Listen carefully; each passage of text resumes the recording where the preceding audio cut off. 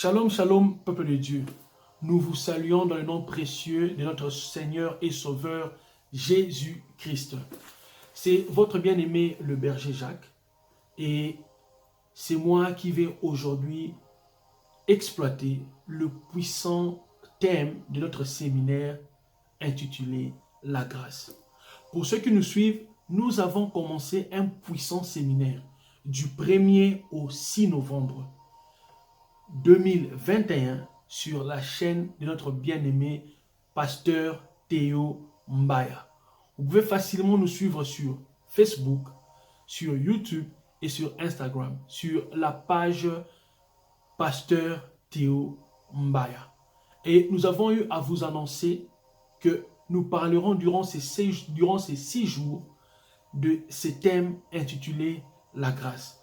Pour ceux qui ne le savent pas, le Seigneur a eu à nous communiquer sa pensée et lorsque Dieu parle à son peuple, il envoie toujours des prophètes. Nous ne disons pas que nous sommes des prophètes, mais nous apportons la pensée de l'Éternel. Et comment apporter la pensée de l'Éternel? Nous le faisons au travers des Écritures, au travers de la parole. Alors, aujourd'hui, ensemble, nous allons essayer de comprendre ce que Dieu a voulu communiquer à son peuple au travers de ces séminaires. Nous sommes dans le livre du prophète Ézéchiel. Ézéchiel est un grand prophète parce que la Bible est subdivisée en plusieurs livres. Et dans le livre prophétique, nous avons le grand prophète et le petit prophète. Ézéchiel est dans la liste des grands prophètes, après Jérémie. Ézéchiel chapitre 9, nous allons commencer à lire du 1er au 11e verset. Je sais que c'est un texte qui est long, mais nous allons lire tous les textes afin de pouvoir mieux faire asseoir la pensée de l'Éternel. Nous lisons au nom de Jésus-Christ. Puis il cria d'une voix forte à mes oreilles, « Approchez, vous qui devez châtier la ville, chacun son instrument d'extermination à la main.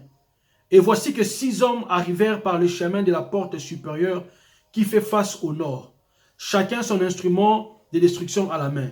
Il y avait au milieu d'eux un homme vêtu de lin et portant une écritoire à la ceinture. Ils vinrent se placer près de l'autel de bronze, dans notre version, autel d'airain. La gloire de Dieu d'Israël s'éleva du chérubin sur lequel elle était et se dirigea vers le seuil de la maison. Et il appela l'homme vêtu de lin et portant une écritoire à la ceinture. L'Éternel lui dit, passe au milieu de la ville, au milieu de Jérusalem, et fais une marque sur le front des hommes qui soupirent et qui gémissent à cause de toutes les horreurs, de notre version abomination, qui s'y commettent. Et à mes oreilles, il dit aux autres, passez derrière lui dans la ville et frappez. Que votre œil soit sans pitié et n'usez pas de ménage. Tuez jusqu'à extermination vieillard, jeune homme, vierge, enfant et femme. Mais laissez hors d'atteinte quiconque aura sur lui la marque, et commencez par mon sanctuaire. Ils commencèrent par les hommes, ces anciens qui étaient devant la maison. Il leur dit, souillez la maison et remplissez les parvis des cadavres, sortez. Ils sortirent et frappèrent dans la ville. Comme ils frappaient et que je restais encore, j'ai tombé la face contre terre et je m'écriai, ah, Seigneur éternel, extermineras-tu tout le reste d'Israël en répandant ta fureur sur Jérusalem? Il me répondit, la faute de la maison d'Israël et de Juda est très, très grande. Le pays est rempli de meurtres, la ville est pleine de perversions, car ils disent, l'Éternel a abandonné le pays, l'Éternel ne voit rien. Moi aussi, je serai sans pitié et je n'userai pas de ménagement. Je ferai retomber leurs œuvres sur leur tête. Et voici que l'homme vêtu de lin et portant une écritoire à la ceinture fit son rapport. J'ai fait ce que tu m'as ordonné. Seigneur, merci pour ta parole. Il est écrit dans leur détresse, ils crièrent à l'Éternel. L'Éternel envoya sa parole et sa parole les guérit. Père, le seul moyen par lequel l'homme peut être sauvé, c'est au travers de la parole. Cette parole a été manifestée par le Fils. C'est ainsi que je prie, Saint-Esprit, par cet enregistrement, tu puisses encore élever le Fils. Car le Fils, c'est la parole qui nous sauve. En entendant, nous avons ainsi prié avec une multiple action de grâce. Amen. Voici la pensée de l'Éternel pour cette fin de l'année. Nous sommes dans le livre d'Ézéchiel et comme on a eu à le lire, le prophète Ézéchiel annonçait à Israël un grand malheur qui devait venir, qui devait surgir. Et Israël, avec Jérusalem en ce temps, était divisé en deux. Ils étaient dans l'apostasie. Dieu parlait, mais il ne prêtait pas attention aux dires du prophète. C'est exactement la même chose qui se passe de nos jours.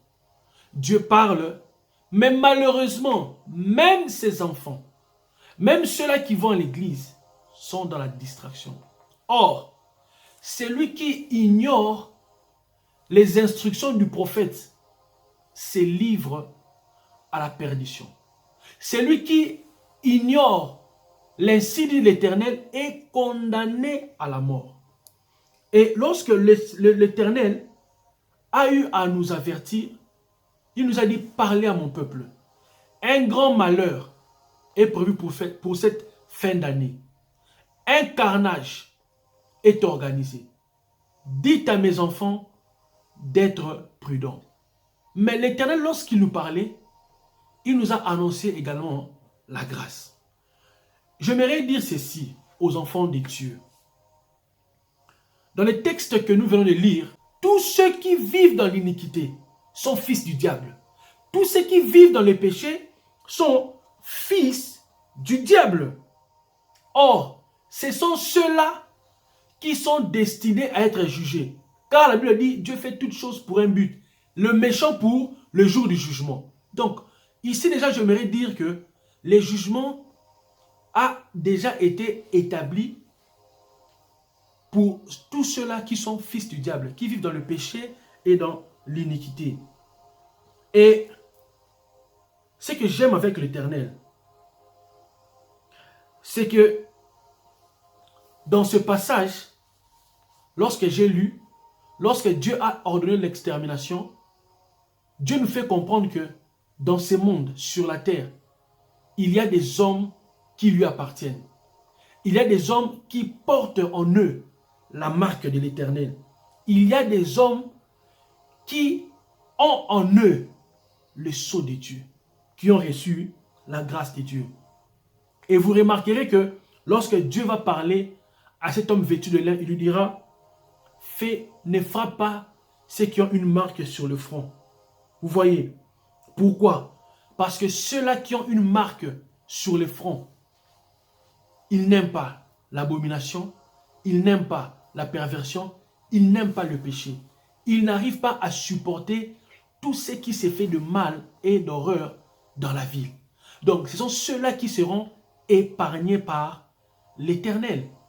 Dans le jugement, dans la loi, dans la condamnation, il y a la grâce. Et ici, on nous présente clairement que la grâce est destinée pour ceux-là qui craignent l'Éternel.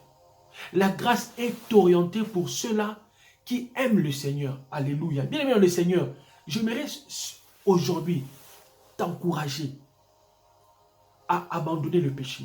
J'aimerais oser t'encourager à refuser le péché. Si tu as des amis, si tu as un environnement, si tu es dans un milieu qui favorise le péché, fournis un effort, prie l'Éternel afin que l'Éternel te donne la force, les capacités spirituelles, physiques, émotionnelles, matérielles, financières pour sortir de cette vie.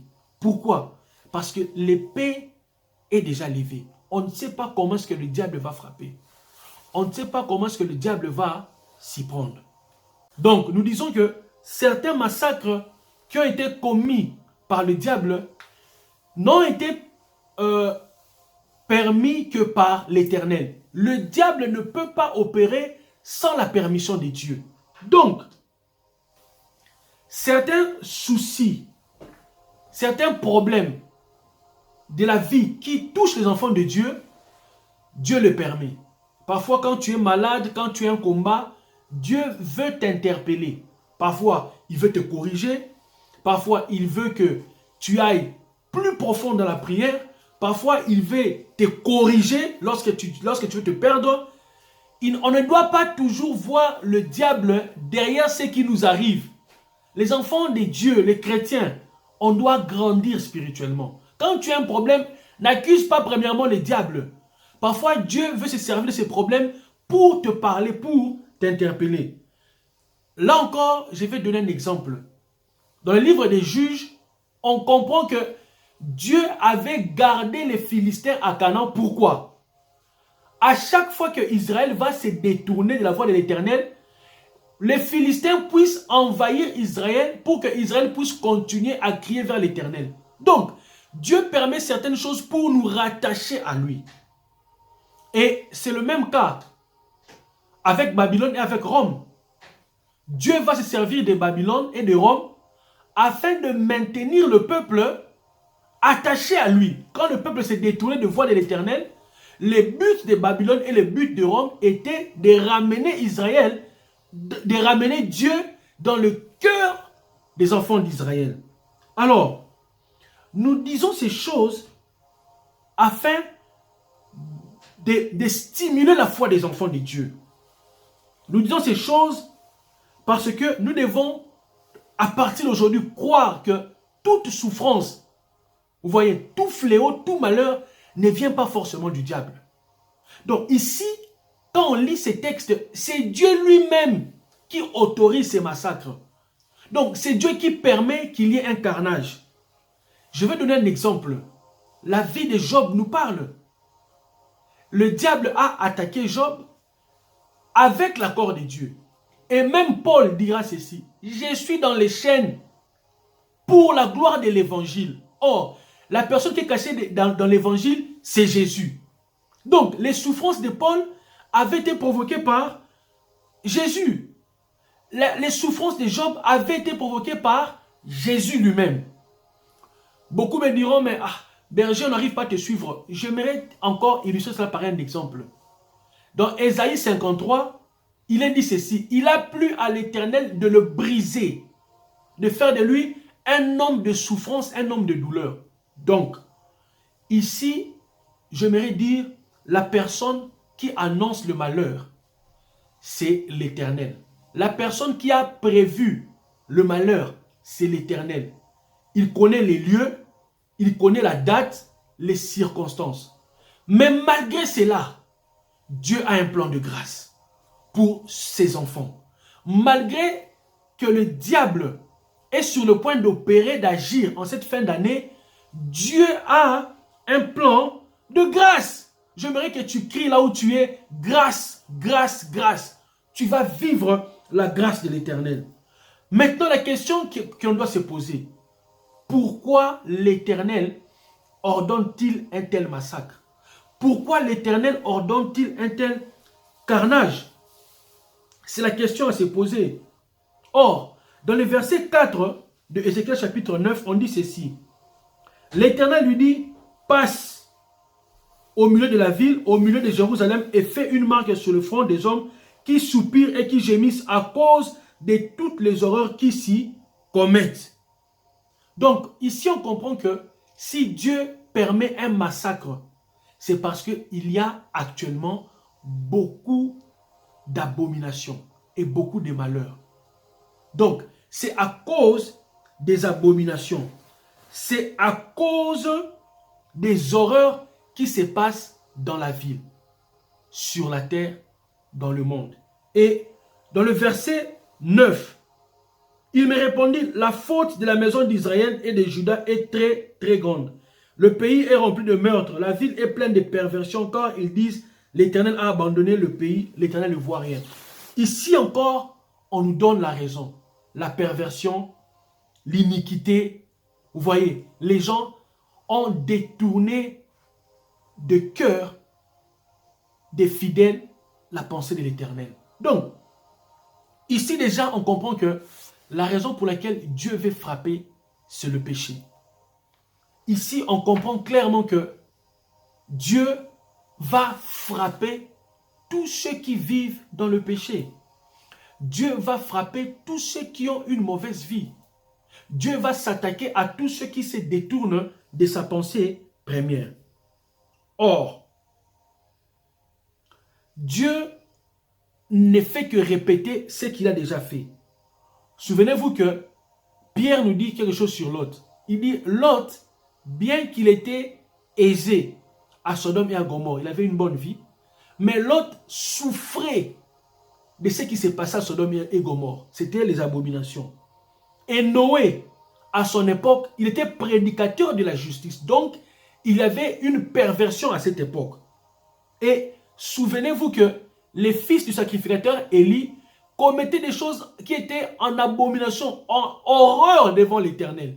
Donc ici, Dieu nous avertit que tous ceux-là qui font des choses contraires à la parole seront frappés, seront exterminés.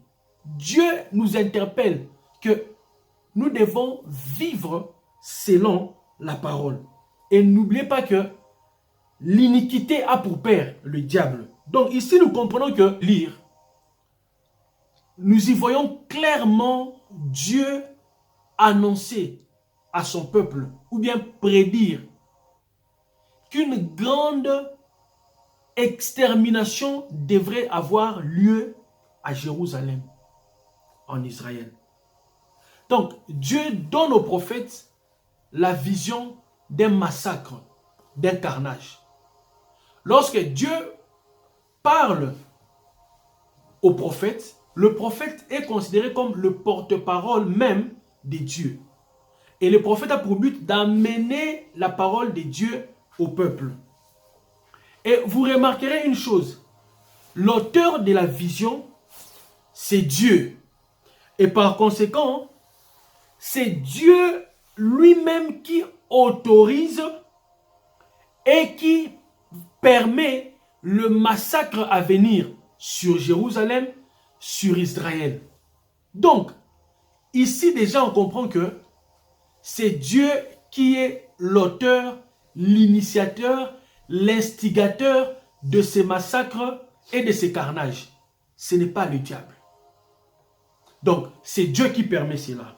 Vous allez me dire, mais Berger Jacques, comment est-ce possible? Je nous rappelle une chose, je ne donnerai pas beaucoup de versets bibliques, mais je vais juste donner des références pour que les gens puissent se retrouver facilement. C'est Dieu qui a détruit la terre par les eaux. Vous vous souvenez-vous avec l'épisode de Noé. Encore plus loin, dans Sodome et Gomorrhe, c'est Dieu qui va détruire les deux villes. Donc, Dieu, c'est lui l'auteur de la création. Et quand Dieu veut détruire, il le fait. La personne qui a détruit Sodome et Gomorrhe, ce n'est pas les diables, c'est Dieu. La personne qui a provoqué les déluges, c'est Dieu. Retenons ça en tête.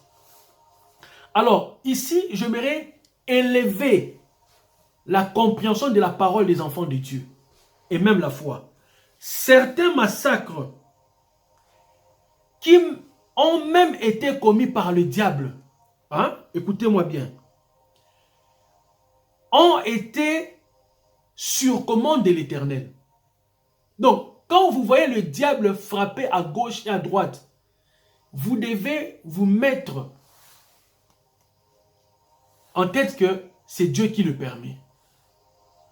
Donc, nous disions, on ne sait pas comment est-ce que le diable va s'y prendre. Tu n'as pas besoin de savoir comment est-ce que le diable opère.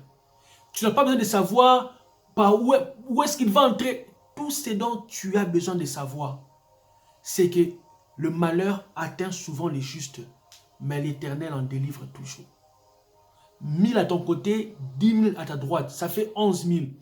Tu ne seras jamais atteint. Et cette bénédiction, c'est pour ceux qui craignent l'Éternel. Alors, ici, qu'est-ce que j'aimerais dire?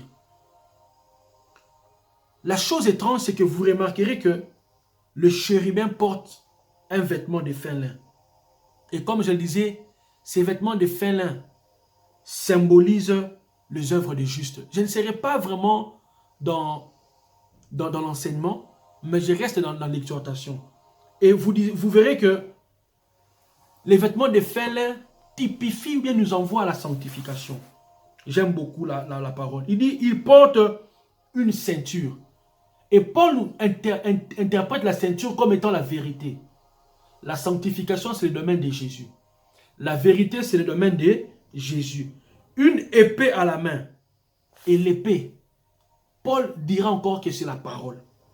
Et la parole rend témoignage de Jésus. Vous voyez, Genèse chapitre 1, au commencement était la parole. Vous voyez, donc, même la parole nous renvoie à Jésus. Et cet homme avait un écritoire à la main. L'écritoire, c'est le livre. Et le livre de vie ne parle que de Jésus.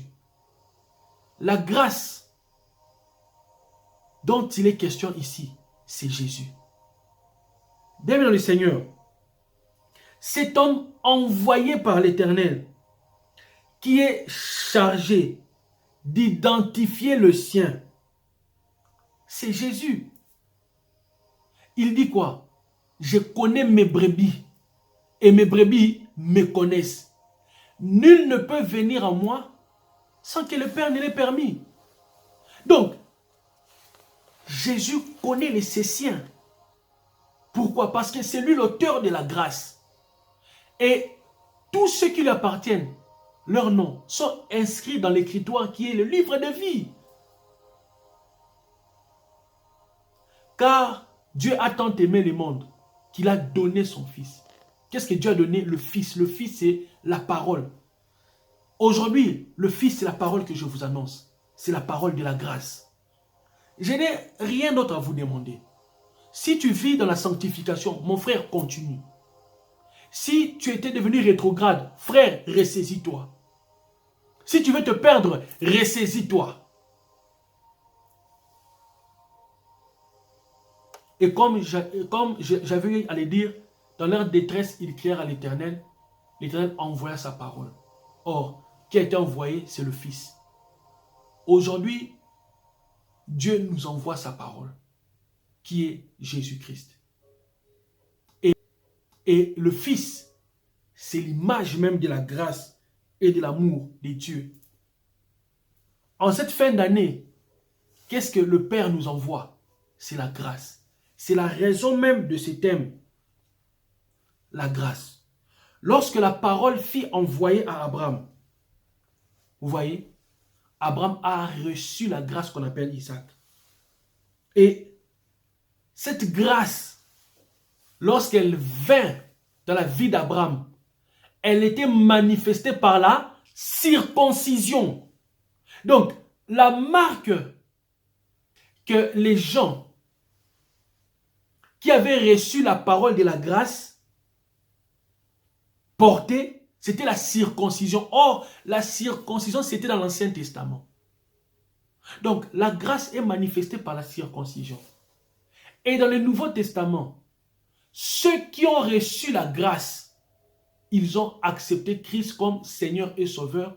Et ils ont été marqués par le sceau du Saint-Esprit. Et ici, on nous parle que ceux qui avaient été épargnés, c'était ceux-là qui portaient la marque de l'Éternel sur leur front. Or, la tête, c'est le centre du commandement de tout le corps. Ce sont les pensées. Change tes pensées. Que tes pensées soient tournées vers l'Éternel. Tu es circoncis. Montre-nous le Saint-Esprit. Or, le Saint-Esprit rend témoignage que Jésus-Christ est mort pour nos péchés. Le Saint-Esprit rend témoignage que Jésus-Christ est Dieu. Le Saint-Esprit révèle Christ dans les Écritures, dans la parole. Bien-aimé, la grâce dont je voulais te parler, ce n'était pas tu vas te marier. Pour te marier, tu dois être en vie. Pour te marier, tu dois être connecté à la source de la grâce qui est Jésus. Aujourd'hui, j'aimerais te dire, il nous reste 2 mois, novembre, décembre. Tu veux finir cette année, sois connecté à la grâce qui est Jésus-Christ. Comment est-ce qu'on va reconnaître que tu as le sceau, la marque sur le front? C'est par le Saint-Esprit. Pourquoi? Dieu ne peut pas détruire son temple. Or, nos corps sont les temples du Saint-Esprit. Le Saint-Esprit vit en toi. Dieu ne peut pas se détruire. Parce que le Saint-Esprit, c'est Dieu. Donc, celui qui a le sceau, celui qui porte la marque de Dieu, sera épargné, sera sauvé. Alors, j'aimerais que tu puisses prier avec moi. Seigneur, merci. Merci pour ce message de la grâce. Père, ma prière est que toute personne qui sera connectée, Père, que ta grâce puisse encore se manifester dans sa vie. La grâce, Seigneur, de croire en toi encore, de se fortifier dans la parole, dans la vérité, dans la sanctification, dans la piété, dans la crainte de ton Saint-Nom. Car c'est cela la vie, Seigneur.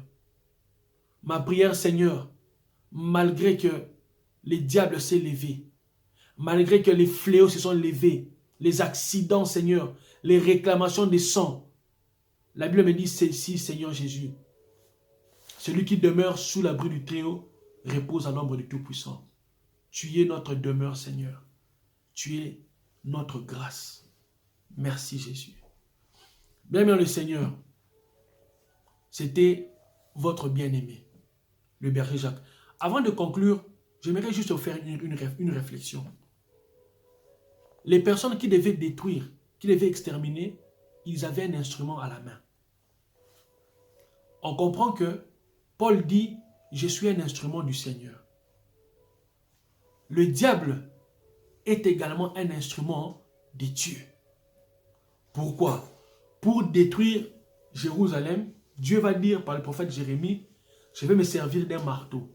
Or, le marteau, c'était Nebuchadnezzar. N'aie pas peur du diable. Il faut craindre celui que le diable craint. Jésus-Christ, le fruit de la grâce. Que Dieu vous bénisse. Merci. Shalom.